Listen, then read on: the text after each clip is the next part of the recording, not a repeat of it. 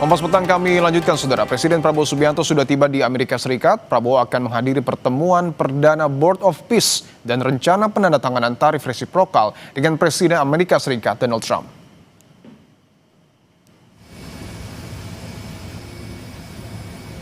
Presiden Prabowo tiba di Pangkalan Militer Andrews, Maryland, Amerika Serikat pada Selasa siang waktu setempat, disambut sejumlah pejabat Amerika Serikat dan Indonesia. Prabowo kemudian bertolak ke hotel tempat yang menginap di Washington DC dan langsung menyapa puluhan diaspora yang menyambut kedatangannya. Dalam lawatannya ke Amerika Serikat, Prabowo rencananya akan menghadiri pertemuan perdana soal Board of Peace pada 19 Februari mendatang. Agenda lainnya adalah penandatanganan tarif resiprokal dengan Presiden Amerika Serikat Donald Trump. Saudara Kompas TV, lawatan malam pertama Presiden Prabowo Subianto di Amerika Serikat. Presiden Prabowo Subianto direncanakan akan menemui pengusaha yang diagendakan pada 18 Februari 2026. Apa yang akan dibicarakan? Tentu saja hubungan dagang antara Indonesia juga dengan Amerika Serikat dan beberapa sektor usaha yang kemudian menjadi komoditas paling strategis antara Indonesia dan juga Amerika Serikat. Nah, kalau dilihat memang agenda besar yang harus diemban Presiden Prabowo Subianto dalam lawatannya kali ini ada dua, yaitu terkait dengan pertemuan perdana Board of Peace yang akan diselenggarakan langsung oleh Presiden Donald Trump, dan juga yang kedua terkait dengan rencana penandatanganan kesepakatan tarif resiprokal yang dijanjikan oleh Presiden Donald Trump usai keanggotaan Indonesia dalam BOP. Nah, agenda terakhir yang kemudian menjadi sangat penting juga adalah kesepakatan tarif resiprokal antara Indonesia dengan Amerika Serikat, mengingat hubungan dagang antara Indonesia dan Amerika Serikat ini sangat besar dengan nilai perdagangannya juga terus meningkat setiap tahunnya, dan ini juga mengingat bahwa tarif resiprokal ini nantinya akan berdampak pada sektor-sektor tertentu, apalagi sektor strategis yang akan diekspor Indonesia ke Amerika Serikat. Namun hal ini Indonesia harus tetap optimis karena kemarin yang dijanjikan oleh Menteri Koordinator Bidang Perekonomian Airlangga Hartarto sebagai salah satu negosiator yang menyebutkan bahwa memang sampai saat ini kesepakatannya adalah 19% dari terakhir negosiasi yang sudah dilakukan. Tetapi hal ini bisa saja berada di bawah angka tersebut atau bisa mencapai 0% untuk sektor-sektor tertentu yang kemudian sangat dibutuhkan oleh Amerika Serikat untuk kemudian dikabulkan begitu tarifnya oleh Presiden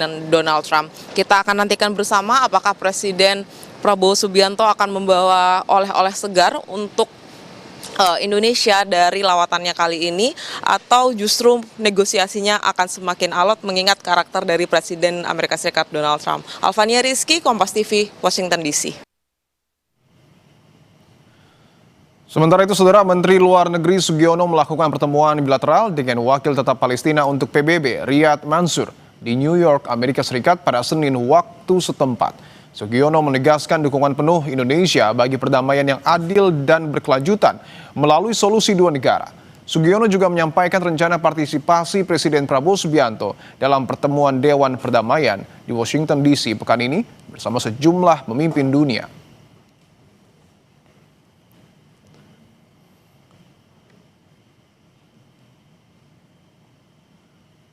Presiden Prabowo Subianto akan menghadiri pertemuan Dewan Perdamaian bentukan Donald Trump di Amerika Serikat. Peran apa yang bisa diambil Indonesia dalam pertemuan itu demi masa depan Palestina? Kami akan membahasnya bersama pakar hubungan internasional Universitas Parahyangan, Julius Purwadi Hermawan. Mas Julius, selamat petang. Selamat petang, Mas Dipo. Sehat-sehat. Mas Julius, saya ingin tanyakan langsung, bagaimana Anda membaca jalannya pertemuan perdana Board of Peace yang kemudian dihadiri oleh Presiden Prabowo Subianto nanti?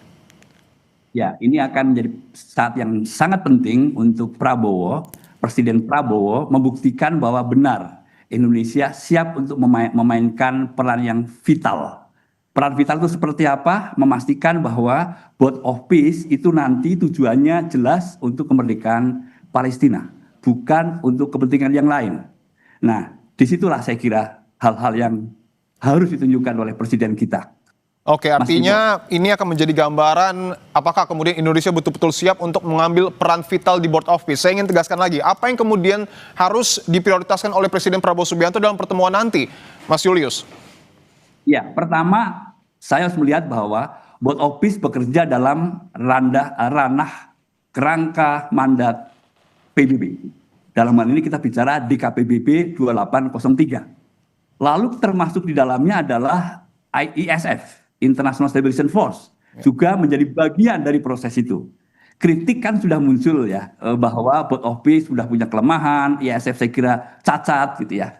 Nah, presiden kita tetap bersikukuh gitu. Ini adalah satu-satunya ruang yang tersedia bagi Indonesia untuk membuktikan kita bisa berperan untuk bangsa Palestina. Dan ini menurut saya itu saatnya.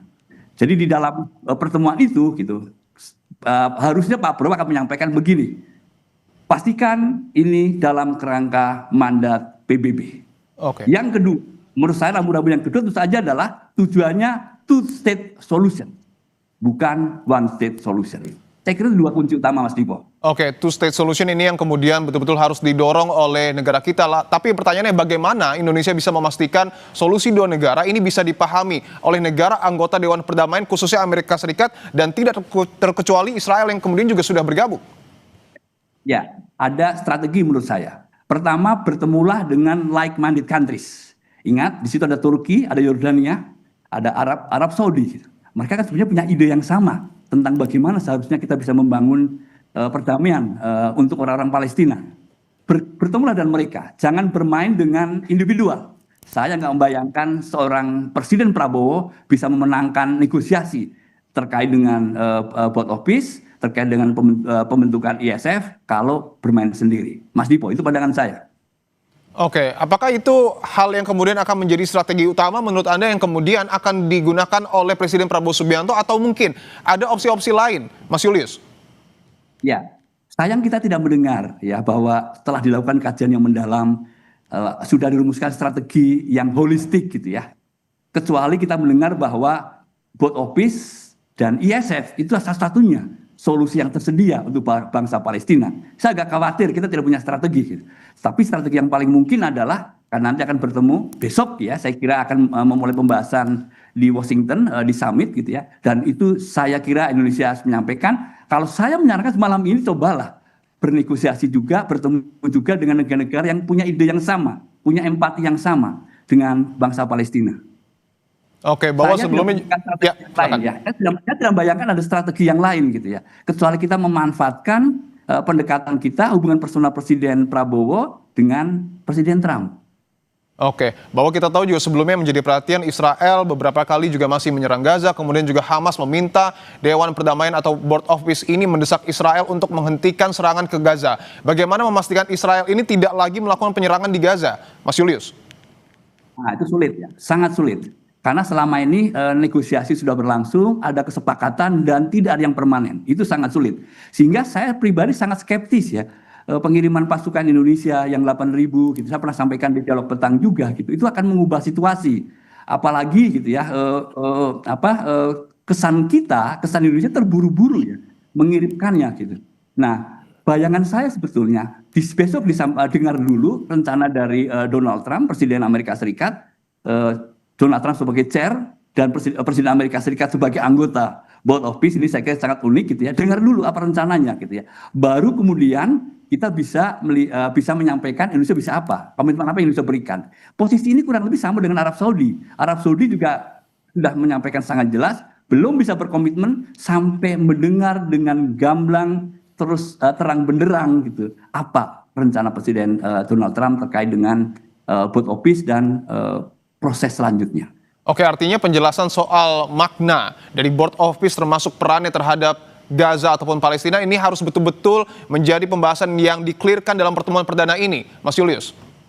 Saya kira ya, dan itu tidak bisa ditawar. Dan kita hanya bisa menyampaikan komitmen kita kalau belak-belakan, kalau semuanya clear, transparan, visinya jelas, termasuk juga timeline-nya.